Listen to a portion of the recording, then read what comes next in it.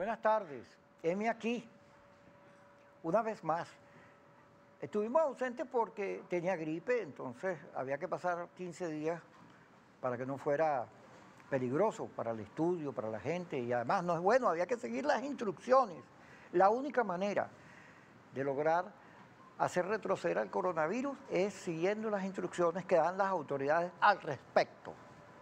Porque la información en la red, como no, hay mucha gente seria diciendo las cosas como son, pero hay también mucho laboratorio, mucho invento, mucho truco y mucha política, juego de la política, que no ha cesado. Y como no ha cesado, y esa es nuestra especialidad, una de las tantas, porque como periodista, imagínense ustedes, uno tiene que estar preparado para lo que salga. Hoy hemos invitado a mi maestro, el Yoda, mi Yoda particular, yo tengo mi Yoda, y durante estos días que estuve en la casa, me decía, Kiko, tienes que salir al aire. Yo quiero salir al aire, pero deja que pasen los 15 días respectivos y volvemos tranquilos. Para ayudar a la gente en estos momentos, porque no solo la gente tiene que estar informada del coronavirus, sino todo lo que ocurre. Y el mundo está en una reflexión importante, porque todos estamos metidos en nuestras casas y como el virus es una amenaza a la vida, la idea de la muerte ronda, entonces todo el mundo anda discutiendo qué hemos hecho, si la humanidad tiene un buen destino o por el contrario el autoritarismo se va a encargar de todo, se van a vencer los malos o los buenos, uno nunca sabe quién es el malo, quién es el bueno, y todo eso pues lo voy a discutir con mi Yoda particular, el señor Simón García. Simón García fue ministro, ahí donde usted lo ve, del gobierno de Caldera, además jefe político, sí, tú tienes cara de ministro. Bueno. Sí, tiene un rostro amable, Simón. Simón inclusive fue candidato a la Secretaría General del MAS en su época. Después estuvo con Salarome. Tú fuiste jefe de educación de Salas, ¿no? Secretario de Educación, por 5 años. Por 5 años. Una experiencia sumamente interesante porque obtuvimos muchísimos logros ahí con las Escuelas de la Alegría. Es una de las mejores experiencias que yo he vivido, que me dio la oportunidad de devolverle a los ciudadanos de Carabobo y en particular a los niños y a los maestros, un proceso de dignificación y un proceso de mejoramiento muy radical de la cultura, de la calidad de la educación. Vamos a comenzar por ahí. Claudia González, creo que es González, la alcalde de Bogotá, señalaba en estos días en una entrevista, le preguntan, bueno, ¿y cuánto va a durar la cuarentena? Y ella dice, bueno, 3 meses mínimo. Ahora, si no hay vacuna, vamos a tener que seguir en cuarentena. Y no sabemos cuándo van a descubrir la cuarentena. Pero, comienzo por ahí, me voy a Europa, donde distintas organizaciones han manifestado su preocupación por la educación. No hay escuelas. Ninguna está abierta por protección. Y entonces, sin educación, imagínate tú el destino de los países. Hay, como no, clases online por internet, pero no todo el mundo tiene acceso a ellas. Y luego hay unos problemas, como en el caso de Venezuela, donde la internet está colapsada. A veces sirve, a veces no, son demasiada gente metida. Bloomberg señalaba, un artículo que leí, que ha subido el 40% la gente en internet, que podemos colapsar en cualquier momento. Ayer con una cosa que ocurrió en Chacao, se quemó una parte de la CanTV, eso influyó notablemente. ¿Qué se hace en caso de esto cuando no se sabe qué va a ocurrir con la educación, Simón? ¿Qué crees tú? Bueno, hay que garantizar ese derecho. La amenaza del COVID-19 no puede significar, como ha sido asumido en algunos países, una intensificación del autoritarismo y de la reducción de los derechos y libertades de los ciudadanos. Ahora, ¿cómo hacerlo de manera que no contribuya a la expansión de este enemigo invisible que nos está invadiendo? Existen algunas fórmulas que incluso ya se han experimentado en poblaciones estudiantiles muy numerosas. Entonces, se forma una especie de pirámide y construcción de células con un número no mayor de 5 personas, donde hay un estudiante que es el tutor, ¿verdad? Ese estudiante recibe el contenido de aprendizaje virtualmente y presencialmente se reúne con 5, de manera que un salón de 35 niños puede tener 7 tutores. Esos tutores, ahí se reduce la movilidad, se reduce la concentración y permite que haya un proceso de enseñanza-aprendizaje muy personalizado. Obviamente, nosotros tenemos, toda esta pandemia está reconstruyendo, rehaciendo, demoliendo y rehaciendo costumbres, modos de vida. Es decir, el hogar está amenazado de convertirse en un refugio, en un lugar de escondite frente a la amenaza del coronavirus. Ahora nosotros tenemos que reconstruir el significado original del hogar, el lugar donde se reúne la familia, intercambia, comparte alegrías, comparte tristeza y sobre todo construye el fuego de la solidaridad, del afecto y de la solidaridad, que es en definitiva los últimos antídotos que tiene el ser humano frente a este tipo de invasiones. Simón mencionaba el autoritarismo y la democracia, la educación. Leí un subcoreano que da clases en la universidad, en una universidad alemana, y es filósofo. Lo entrevistó El País y a partir de ahí se ha vuelto muy famoso. No recuerdo el nombre porque es Chung Tan-Chin, por allí. Él dice que Oriente está mejor preparado que Occidente para casos como la pandemia, porque al final allí no ha habido democracia nunca, sino son imperios, dictaduras de todo tipo, autoritarismo de este comunista, que es el que reina. Y en casi todos esos países el virus ha sido controlado. No hay vacuna, pero controlan la pandemia. Sin embargo, en Occidente, que hay libre albedrío, democracia, cada cual hace lo que le dé la gana, es difícil porque si hay exceso en los controles, la gente se queja. Bueno, ¿qué es esto? En ninguno de esos países han cerrado las fronteras. En casi todo Occidente sí, y las medidas son muy duras, medidas muy restrictivas para que la gente no salga a la calle. Entonces él dice que van a ganar los orientales, que están mejor preparados. Y eso tiene que ver con que la gente, como vive en países autoritarios, obedece, hace lo que le mandan y hay un control muy férreo. La gente que no cumple va presa. Bueno, en Tailandia dieron una orden que a partir de las 2 de la tarde el presidente dijo, el que no esté en su casa le disparan. Bueno, cosas así, ¿no? Entonces, Occidente, en cambio, fíjate, el señor Bolsonaro, López Obrador y Trump se lo vacilaron, no asumieron con seriedad el tema del coronavirus y esos países ya están infectados. E inclusive a Bolsonaro le clavaron una especie de contralor militar para que haga caso a las medidas que hay que tomar frente al coronavirus, porque el hombre no quería nada. Y hay toda esta situación que está originando, a Macron en Francia le están diciendo que es un autoritario, un fascista, un hitleriano.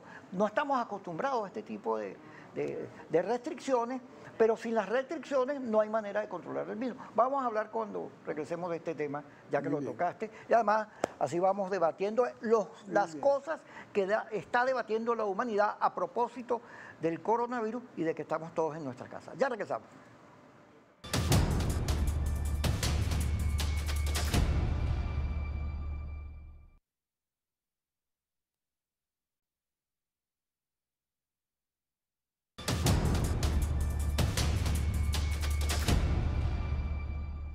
Ya tengo el nombre del subcoreano, gracias a Yesenia y a la producción.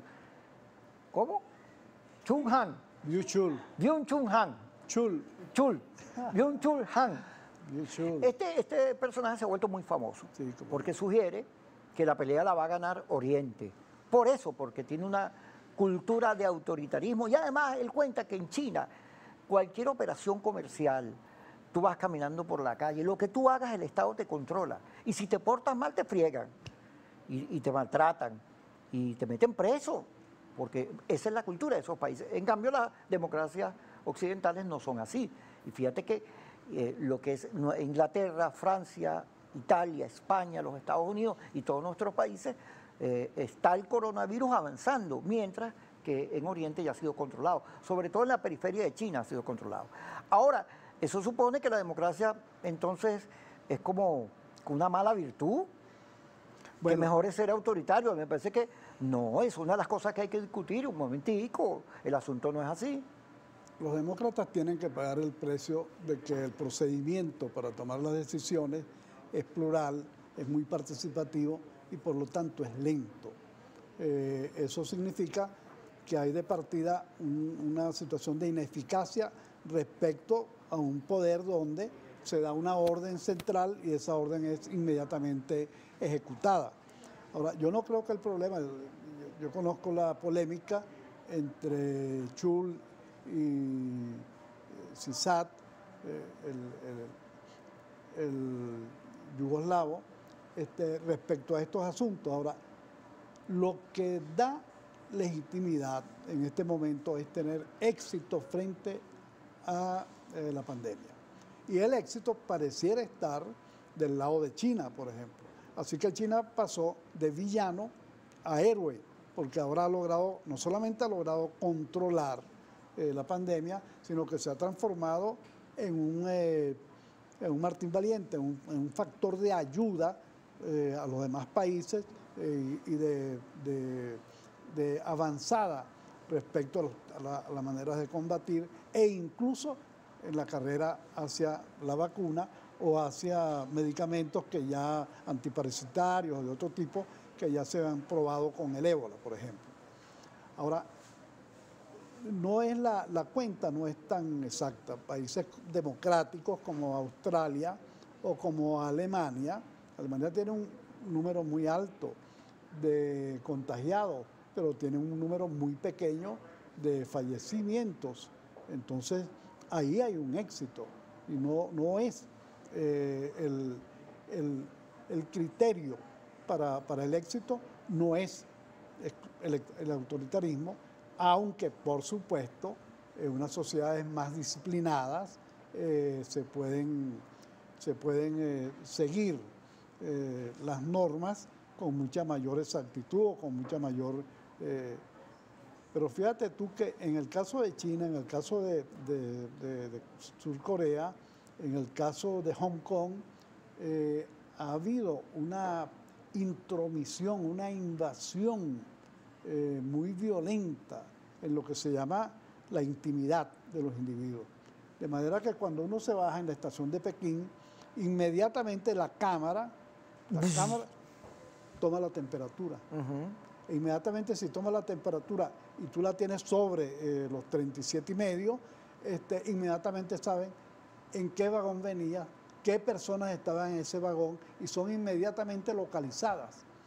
Porque hay un gran hermano, porque hay una tecnología de la 5G que está incorporada a los mecanismos de poder.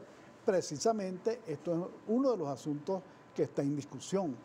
¿Por qué el hombre y el progreso científico que nos da posibilidades inmensas de resolver problemas pueda degradar el uso de la tecnología para una función de subordinación y de nuevo tipo de cautiverio y de esclavitud?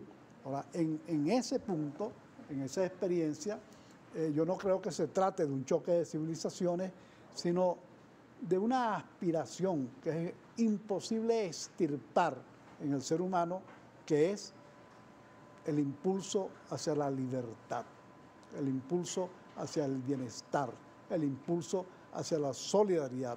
Y eso tengo la esperanza de que sea más fuerte que el autoritarismo y las maneras de imponer a la fuerza, sin debate, un tipo de régimen o un tipo de conducta, una conducta seriada, una conducta donde no puede ser discutida, una conducta que te transforma el ser humano en un robot sin libertad y el robot probablemente es un artefacto con mayores opciones y posibilidades de escogencia que al ser humano, es decir, un mundo al revés y totalmente sin sentido. No, además, la vida tiene sentido para muchas cosas que están asociadas a la libertad, porque lo otro es, bueno, vives pero sobrevives, no disfrutas la vida, y la vida es corta, hay que disfrutarla.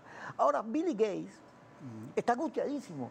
El hombre anda donando plata, haciendo todo, reflexiones, porque él ve que todo esto va a cambiar a la humanidad.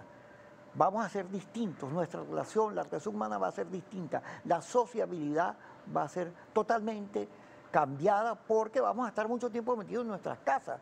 Y eso nos hace ser de otra manera, porque estamos acostumbrados a lo público, a hacer fiestas, a salir a bares, restaurantes, y todo eso está de vacaciones largas. Fíjate que unos señores, unos muchachos hicieron una fiesta en los Palos Grandes y eso ha causado, bueno, todo tipo de comentarios. Presos lo metieron por violar las condiciones que se han impuesto de cuarentena. Entonces, ¿cómo ves tú eso? Es posible, fíjate, en la ciencia ficción, en Viaje a las Estrellas, que lo he tocado mucho por el caso del Theodore Roosevelt, este barco grandotote de 5.000 marines, que su capitán dijo, mire, aquí hay que meter esto en cuarentena, tenemos 5.000 marines aquí y hay coronavirus, ¿qué vamos a hacer? Y lo votaron, no, está sancionado, se pasó la ley.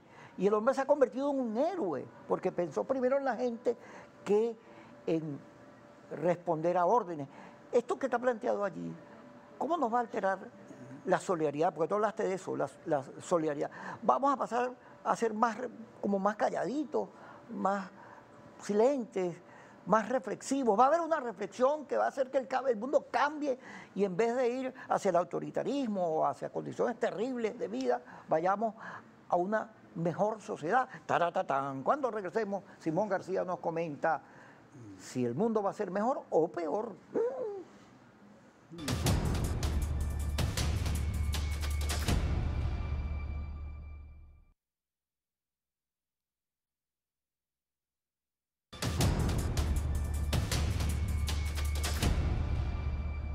Seguimos en su Kikosis y como se trata de Kikosis estamos reflexionando, hablando sobre el futuro, qué va a pasar con la humanidad con tanta cuarentena.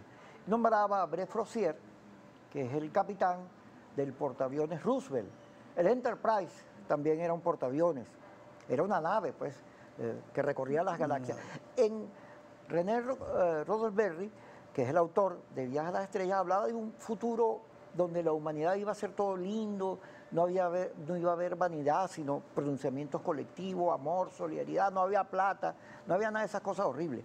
Sin embargo, la ciencia ficción también habla de cosas terribles. Hay películas donde el virus se apodera de la humanidad, hay bastante, la guerra Z, zombies por todos lados, virus, en la cual la humanidad se restringe y se mete como una especie de fuertes, de ciudades amuralladas para evitar contaminarse de los virus. Esos destinos, ¿cuál crees tú? ¿Qué crees tú que nos viene? ¿Hacia dónde vamos? ¿Hacia una humanidad reflexiva de lo que ha sido, que se reencuentra con su bondad, con su humanidad, o hacia, por el contrario, autoritarismos, villanos, seres perversos, todo el mundo salvándose sin pensar en los demás? Yo creo que si uno revisa cómo ha sido la historia y cómo se han producido los cambios, debe tener una inclinación optimista, porque entre el viejo Luft, que en New England, Newcastle, no recuerdo ahora, comenzó cuando se introdujo la máquina de hilado, la Jenny, cuando se introdujo esa máquina, comenzó a destruirlas, a asaltar fábricas, porque esa máquina, que mejoraba los procesos de producción, a su vez generaba ciertos desempleos en el área textil. Entonces Lutz destruyó, pero eso fue la introducción, el inicio de la revolución industrial. De ahí vino la máquina de vapor, de ahí vino un conjunto de modificaciones de las tecnologías que pusieron a vivir a la humanidad en unos niveles de vida que nunca antes había disfrutado. De manera que incluso hasta los trabajadores comenzaron a vivir mejor. No fue verdad que los trabajadores con la revolución industrial entraran en una etapa de empobrecimiento y viviendo en las buhardillas sin nada con qué comer. Es decir, ahí hubo una elevación del desarrollo y el capitalismo produjo unos avances civilizatorios demasiado importantes, uno de ellos la democracia, por cierto, ¿no?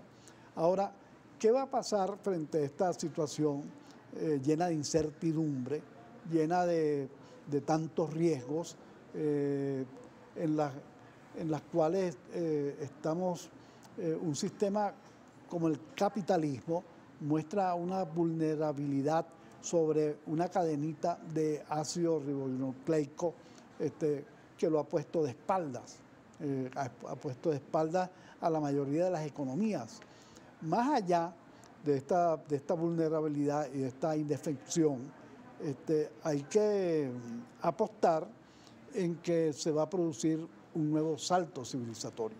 La crisis va a motorizar una nueva forma de vivir, de gobernar, de relacionarse, con muchos mejores atributos que los que tenemos ahora.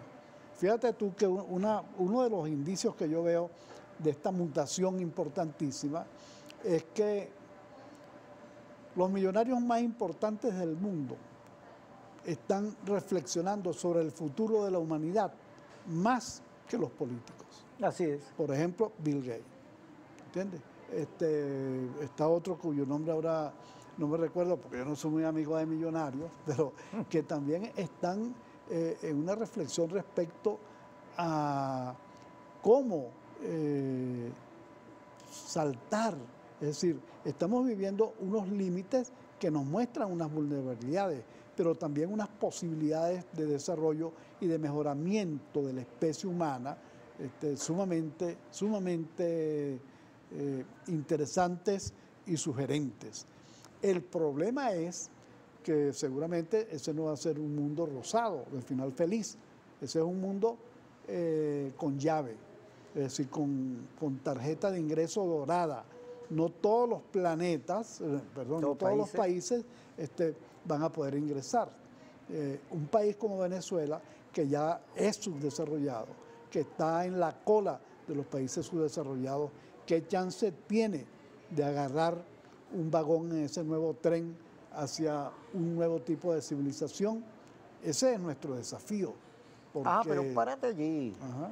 Porque fíjate que aun cuando hay un documento firmado por una cantidad de intelectuales, de figuras que piden, oye, vamos a encontrarnos, vamos un time para atacar el coronavirus, aun cuando se ve que la mayoría de los venezolanos, uno lo nota en los debates, en las redes, en las pocas conversaciones que uno tiene con vecinos y amigos, está pendiente del coronavirus y quiere que el país se una para enfrentar el coronavirus debido a las debilidades que tenemos, sanitarias, luz, gas, agua, internet. Frente a la debilidad que mostramos, vamos a unirnos todos. No es así. La política sigue su ritmo perverso.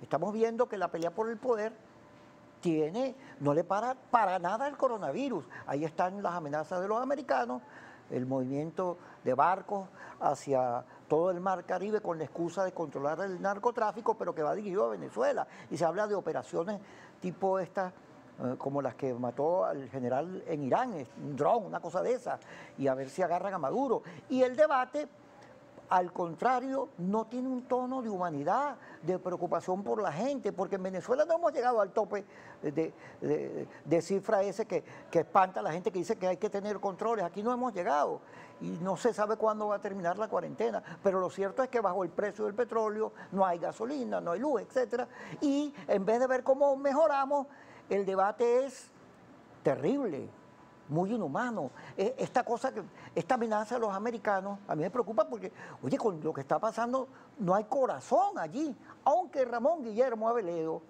que es un hombre sabio como tú, Simón. No, él es más sabio. Muy sabio, sí. Un hombre que sabe de política, advierte que hay un cambio en el discurso americano y en el discurso de Guaidó. Sin embargo, implacables.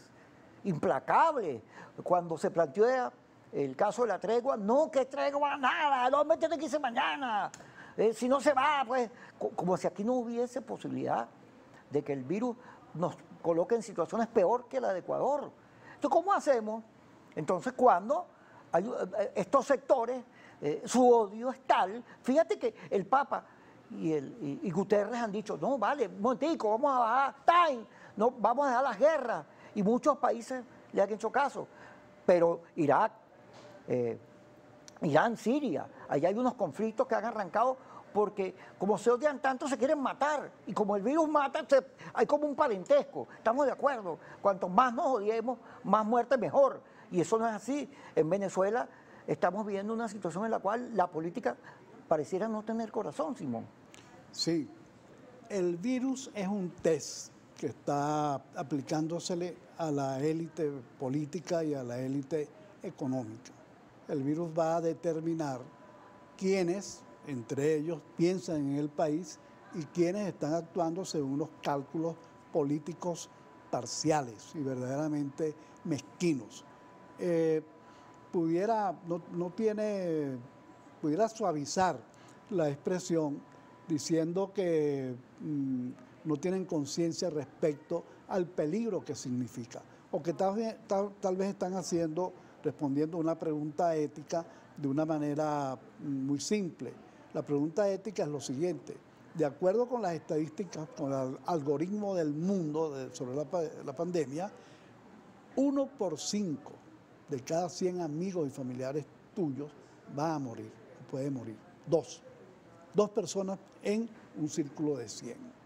Ahora, ¿tú permitirías que mueran? ¿O permitirías decir, no, esta es la prioridad, evitar que mueran estos dos familiares o amigos míos? Entonces, ¿para qué sirve la política? ¿Para tomar esta decisión ética o para decir, no, a mí lo que me importa es el poder, conquistarlo o mantenerlo y estos que se mueran? Estos dos multiplicados por N, por los 30 millones de habitantes que nosotros somos. En segundo lugar, la política solo tiene sentido si tiene una justificación de utilidad social. Ahora, si usted va a poner al margen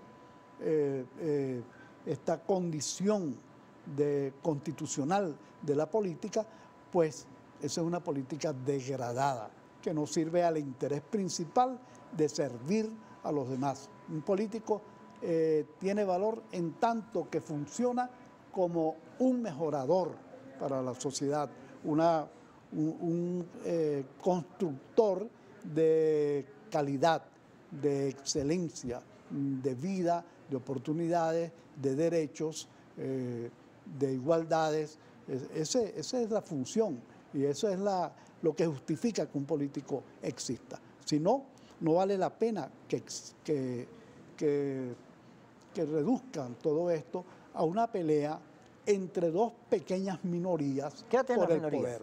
Quédate en las minorías. Vamos a seguir hablando del tema porque este es un tema al cual hay que meterle corazón y cerebro, cabeza, porque no puede ser que frente a esta situación, esta amenaza que tiene Venezuela, como si no pasara nada. Así es, Eso claro, es horrible. indigno, Ya regresamos con Simón García hablando de estos temas para que usted los debata en su casa y tome la decisión que quiera sobre ellos.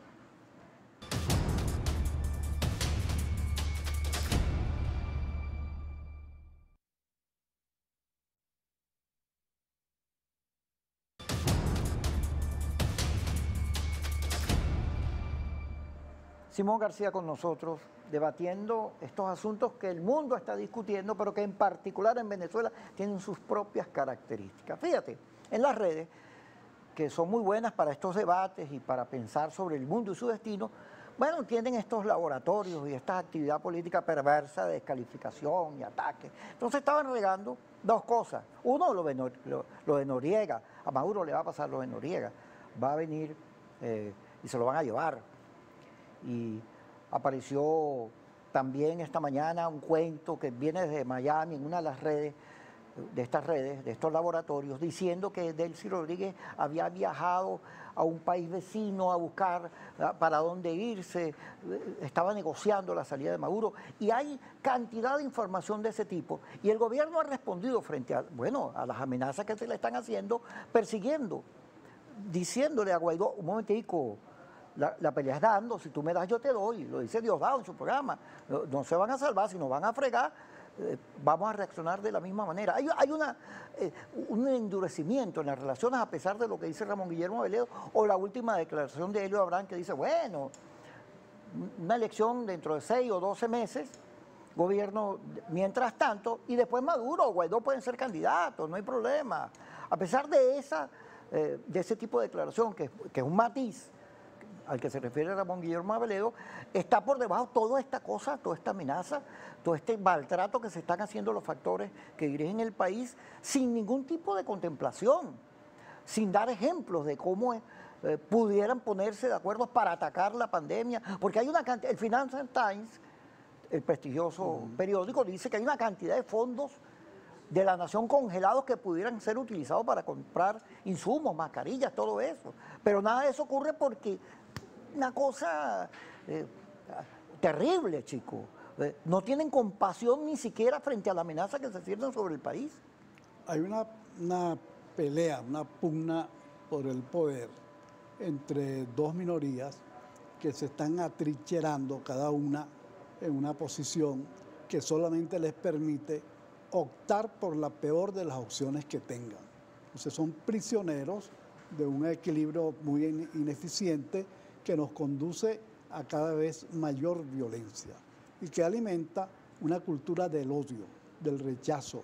En Venezuela ha avanzado mucho, lamentablemente, esta cultura que dice dialogar no es admisible, no se puede dialogar, no se puede debatir, no se puede negociar, llegar a un acuerdo con el otro, con el adversario, es una traición, colaboracionismo. Es decir, todo esto es un avance de un pensamiento sumamente incivilizatorio y liberal, muy atrasado, que debe ser superado. Pero los que están, unos luchando por el poder y otros manteniéndolo en términos de privilegios y no en términos de la utilidad para el país, están perdidos y están dando unas demostraciones que nos hace albergar dudas respecto a su consistencia y respecto a qué tipo de país quieren. Porque hoy, indudablemente, nosotros necesitamos generaciones que, como las que construyeron la Venezuela de los 40 años, tengan una visión de largo plazo y tengan un modelo de sociedad que sea mucho mejor que esta normalidad que tenemos, porque nosotros estamos viviendo antes del coronavirus en un país colapsado. Ahora estamos viviendo en un país colapsado a punto de catástrofe. Y la catástrofe es lo que hay que evitar. Y para evitarlo es demasiado importante que el país se una. Y para que el país se una es imprescindible que los jefes, que los dirigentes de las distintas organizaciones políticas y de los poderes institucionales, el Ejecutivo Nacional en manos de Maduro y el Poder Legislativo en manos de Guaidó, abran una tregua. Tienen que abrir una tregua o el país se va a seguir disolviendo y destruyendo. Así que tiene que haber una presión que solamente puede provenir desde una política, desde la sociedad, para que se produzca esta tregua y para que se produzca un acuerdo de salvación, de integración de esfuerzos para trabajar por un rumbo distinto para el país y por un destino mejor para los venezolanos. Esta es una presión. Yo soy de oposición. Yo he apoyado a Guaidó y al G4. Ahora, yo estoy usando un tapaboca, pero yo no me pongo un tapa-idea. Yo no me voy a trincherar en una posición fanática, extremista, cuya finalidad es exterminar al chavismo, porque son...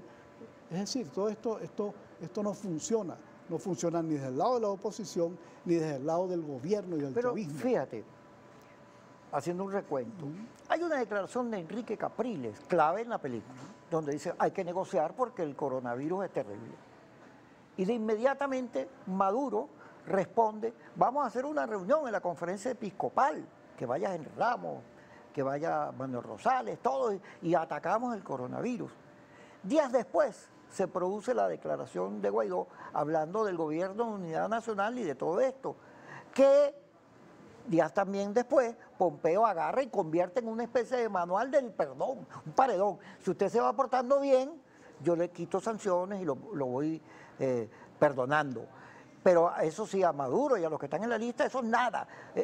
Eso cambia, altera, pero si tú le metes coco, eso fue diseñado para que esa reunión que estaba pidiendo Capriles y a la cual Maduro accedió no se diera. O sea, se ve que ahí, antes de que se partiera el G4, bueno, y entonces apareció lo de Se Busca, que es una cosa que hasta todo el mundo ha dicho, ¿qué es esto? ¿Qué le pasa a los americanos que en medio de esta situación de pandemia andan en esta locura, poniéndole precio a la cabeza como si fuera el oeste y hablando en estos términos, cuando ellos mismos tienen en su país el coronavirus como una gran amenaza, porque lo que le está ocurriendo en Nueva York es horrible. Sí, y entonces prefirieron meterse en toda esta amenaza y en los barcos y en las acusaciones, porque fíjate que en enero, cuando Guaidó viajó y se reunió con Trump, ahí comenzó a hablarse del bloqueo marítimo. Entonces el bloqueo marítimo aparece relacionado con esta calificación de la droga, que también se la han aplicado a los países del Medio Oriente, ¿no? Los Estados Unidos, cuando tienen un enemigo, le ponen que es drogómano, malandro, lo que sea. Yo no estoy ni justificando ni alertando si eso es bueno o malo, no. Yo estoy diciendo que allí hay una operación montada, planificada, estratégicamente, con puntos a los cuales había que llegar, que se está realizando sin pararle a nada, ni siquiera a la amenaza del coronavirus. Ciertamente. Bueno, yo valoro mucho la declaración de Enrique Capriles y también una dada por Henry Ramos, que conducen a lo siguiente: nosotros no podemos experimentar por las malas lo terrible que es que haya una militarización del conflicto y una violencia en sustitución de una posibilidad de acuerdo. Lo que yo no sé, pero hay una fuerza muy grande que estos dos dirigentes tan valiosos para fijar el rumbo se hayan retraído de estas declaraciones y no hayan vuelto a expresarle al país cuál es en estos momentos su opinión respecto a la propuesta del Departamento de Estado, que fue el Departamento de Estado el que la formuló, el cual tiene una desventaja. Deja la desventaja ahí. Vamos a ir al corte y regresamos con Simón García en Suquicosis, aquí en Globovisión.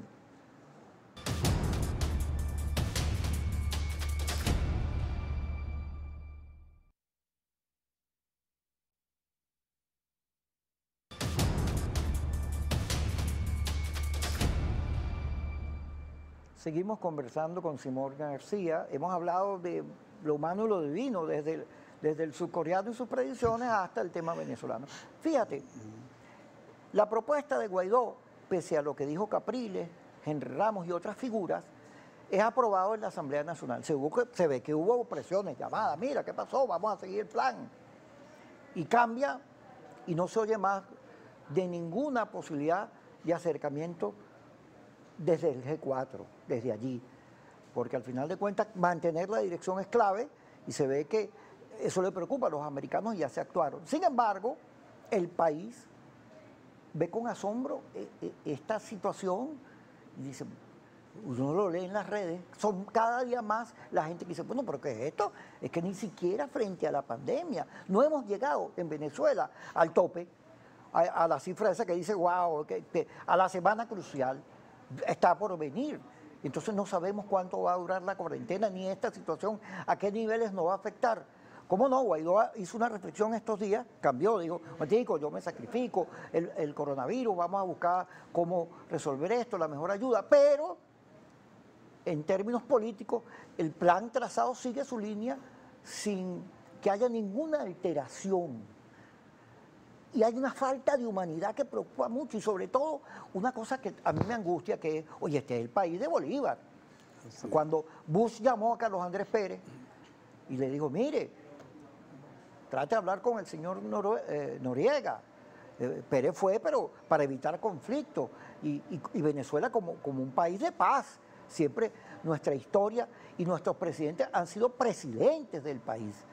No están sumidos a nadie, a órdenes de ninguna otra nación. Entonces aquí se habla, no, ni chinos, ni americanos, ni rusos, pero al final de cuentas son los americanos los que están dirigiendo el conflicto político venezolano, el del cambio. Y no, un momentico, yo me resisto a eso. Yo quiero que los americanos me caen muy bien. Estoy angustiadísimo porque Disney suspendieron todos los Disney, no se puede ir a Disney. Eso me preocupa, me encanta Las Vegas, todo eso. Pero, un momentico, somos socios, somos amigos, pero con respeto. Ahora, no estamos viendo eso, Simón. Así es, pero yo observo que la mayoría de los venezolanos están en una posición, precisamente a veces es confundida con indiferencia o con apartarse de la política, porque los factores políticos dominantes son unas burbujas aisladas del país. En estos momentos no expresan al país, tanto desde el lado del gobierno, que tiene el inmenso rechazo por haber creado una aglomeración de crisis nunca vista, muy destructiva y nunca vista en la historia del país, como una oposición que no es capaz de pasar más allá de la lucha por el poder político. Entonces, esto nos tiene en estos momentos paralizados. Yo he apoyado, por supuesto, porque soy de oposición, a Guaidó y al G4, pero he también sido crítico respecto a algunas posturas. Yo no podía apoyar, por ejemplo, el 30 de abril, que era una aventura por donde quiera que se le mirara. Y en las actuales circunstancias, yo observo lo siguiente. Yo no entiendo por qué la oposición no puede reconocer que el gobierno actuó acertadamente cuando produjo las primeras medidas y cuando introdujo el distanciamiento social y la cuarentena en un momento en el cual muchos otros gobiernos estaban optando por proteger la economía y no por salvar a la gente. Entonces, aquí hay un punto a favor del gobierno.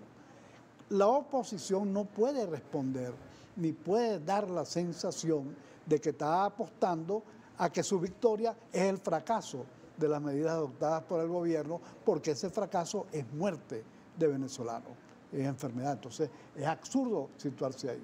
La oposición no puede reducirse a presentar un plan, una propuesta, cuya única finalidad es la disputa, resolver el conflicto de poder. Pero hay una prioridad que queda fuera de esa propuesta, que es cómo contener a una amenaza activa que es el virus. Cómo contener esto. Y en tercer lugar, hay un tercer desafío que hay que tomar en cuenta en cualquier propuesta, que es qué país queremos ser, qué país vamos a ser después de esta pandemia y qué país queremos ser. Y la respuesta a cualquier imagen de país futuro que tengamos exige una condición básica. Los venezolanos tenemos que unirnos. Una mitad de los venezolanos peleando por liquidar a la otra mitad no tiene absoluta posibilidad de conducirnos a un mejor país. Entonces, en función de esa Venezuela que tiene que entrar al siglo XXI y que tiene que meterse en este debate respecto a los cambios civilizatorios, es por lo que debe haber una tregua y es por lo que debe haber un plan conjunto que una al Ejecutivo con la Asamblea Nacional. Yo soy crítico respecto a decisiones que no comparto en la oposición, porque soy de la oposición. Por eso me obliga a hacer mis observaciones y a intentar que haya una política que corresponda con los intereses de la gente y del país. Por eso uno es crítico. A veces te reclaman, bueno, pero tú no dices nada del gobierno, sino nada más hacer observaciones respecto a la oposición. Pues porque ahí es donde yo pertenezco. Así es. Y porque ahí se está dando una batalla y un debate, porque sea exitosa la política de cambio, porque haya una política de cambio exitosa que unifique a todos los venezolanos y que nos permita vivir en un país mejor. Esa es nuestra apuesta, esa es nuestra oferta y tenemos que construir mucha confianza para que en el otro lado se crea que esto es posible. El otro lado no es, como hace la propaganda extremista, una cuerda de zángalos de criminales y delincuentes. Ahí hay también un sector, hay una base social muy importante, popular, que cree en un cierto sentido de justicia, que tiene una idea de la democracia desde el punto de vista desde un punto de vista revolucionario. Pero fíjate que hay un sector de la oposición. Leía una entrevista que le hicieron en Carahota Digital a Diego Arria, o las declaraciones de 20 Venezuela, que más bien la cohabitación con el régimen, que se reúnan para atacar el mismo, eso me vuela a negociación, a trampa, a traición. Eso es verdad, pero hay un pequeño problema. El aspecto positivo de la propuesta del Departamento de Estado es que en el fondo es una propuesta de cohabitación. Lo que está diciendo es formen un gobierno de emergencia, 50% formado, integrado por chavistas y 50% de la oposición. ¿Qué es lo que es esto? Una cohabitación. ¿Y cómo es que son las transiciones en el mundo sino una cohabitación? Por lo tanto, toda esta alaraca del extremismo tipo María Corina o tipo Diego Arias, no tiene ninguna probabilidad de pasar más allá de una política para la nada, una política que no construye cambios y que no quiere el todo y quiere el todo ya. Es decir, esa es una política que no tiene no tiene ningún camino, aunque en estos momentos está conectada con la desesperación de los venezolanos, la impotencia frente a la ausencia de soluciones, los fracasos que ha tenido la oposición democrática al intentar obtener cambios y esta cultura peligrosísima que está avanzando contra la democracia, como por ejemplo, dictadura no cae con votos. Así es. Gracias, Simón, por estar con nosotros y ayudarnos en este debate, que es el debate al cual debemos enfrentar ahorita los venezolanos. Aprovechar que estamos en esta situación, porque en crisis hay que ver los problemas como obstáculos a vencer y hay que aprovechar que estamos en nuestras casas, que podemos pensar, que estamos en una actitud de la vida, de reflexionar sobre la vida para buscar un mejor país. Y como decía Mandela, no hay otro camino que la paz. Muchas gracias por estar con nosotros. Mañana nos vemos aquí en Globovisión.